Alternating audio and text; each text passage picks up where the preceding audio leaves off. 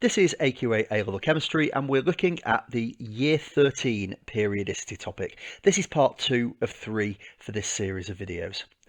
In this video, we are going to take a look at how the physical properties of oxides can be explained by structure and bonding, linking back to Year 12. We're going to look at how the oxides react with water.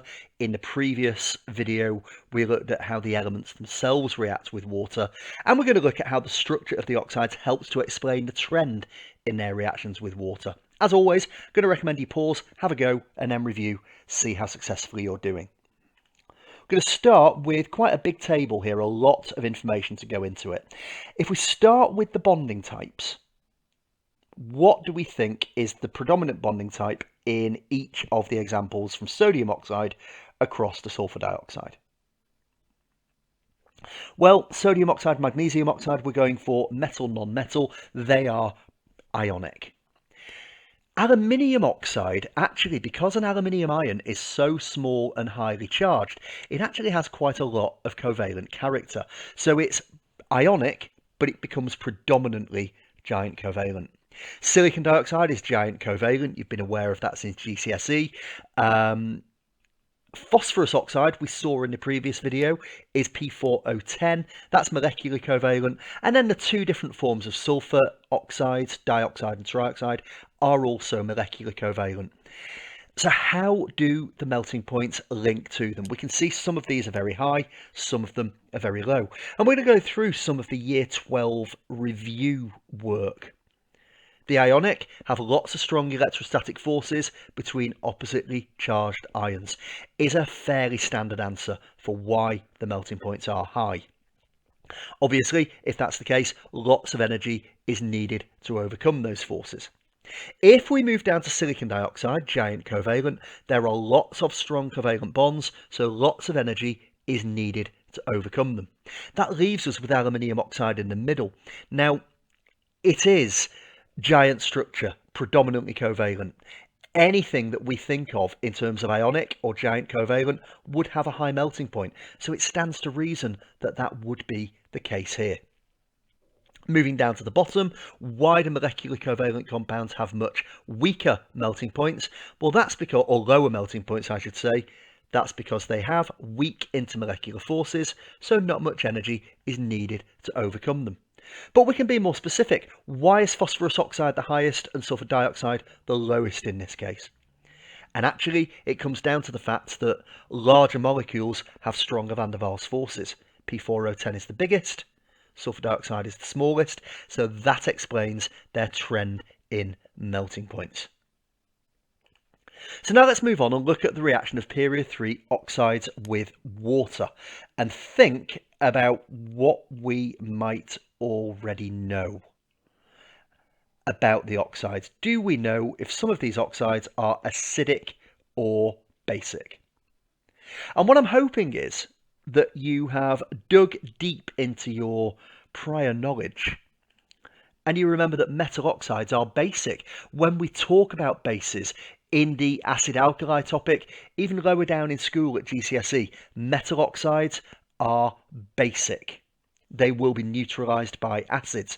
So if I take a couple of examples, Na2O would react with NaCl to make sodium chloride and water, and magnesium oxide would also react with HCl to make magnesium chloride and water. I put those equations in there just to illustrate it and balance it.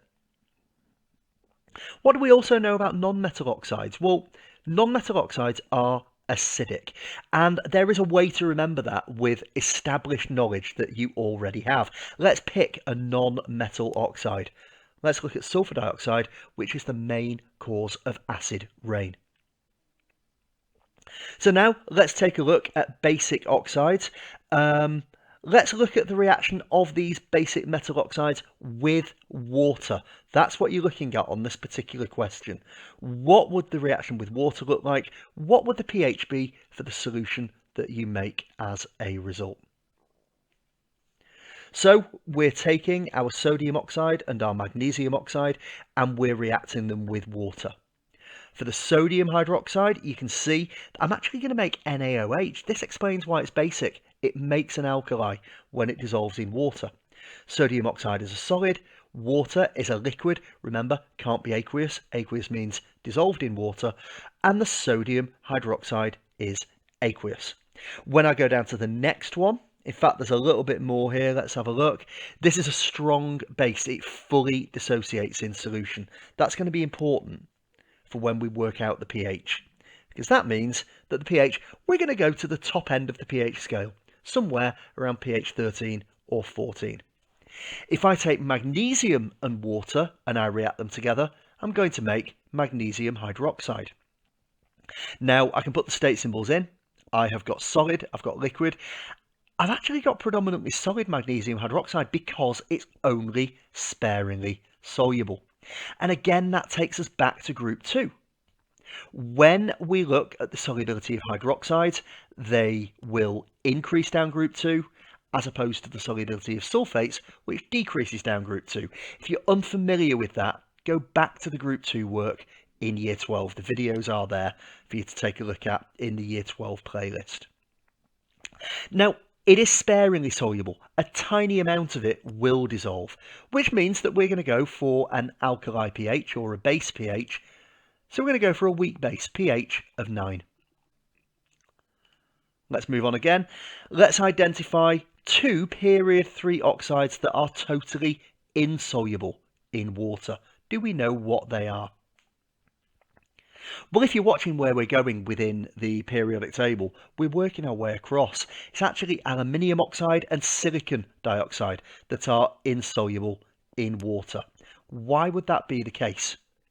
Well, remember that it's ionic compounds that dissolve in water, covalent don't. And aluminium oxide, although it is a metal and a non-metal, because the aluminium is small and highly charged, it's a predominantly covalent character, so it won't dissolve. Silicon dioxide is giant covalent, which makes it insoluble in water. And remember, silicon dioxide is essentially the formula for sand. Sand doesn't dissolve in water. If it did, we wouldn't have beaches. So both of those insoluble in water, important facts for you to remember. So what about the acidic oxides? What would they be?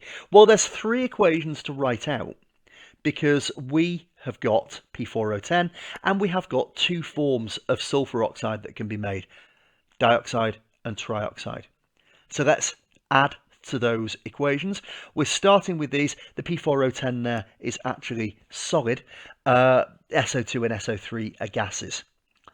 The P4O10 makes H3PO4, phosphoric acid. Let's balance that. That's a 4 and a 6 into quite big numbers. In terms of the sulfuric acid, the sulfur dioxide and sulfur trioxide, sulfur dioxide goes to H2SO3 and sulfur trioxide goes to H2SO4. Now sulfur H2SO3 is actually a weak acid and sulfuric acid H2SO4 is an acid that you will know is strong. So for the pHs, we're going to go for maybe pH of 1, pH of 3, pH of 1. This is very much for information, which ties in with a lot of what we've spoken about in this video and previous videos. In terms of sketching out this graph, I'm not going to say you need to be able to do that, but you do need to be able to explain why the melting points and boiling points are high or low. We actually talked about this in the last video at great length, so it is purely a recap.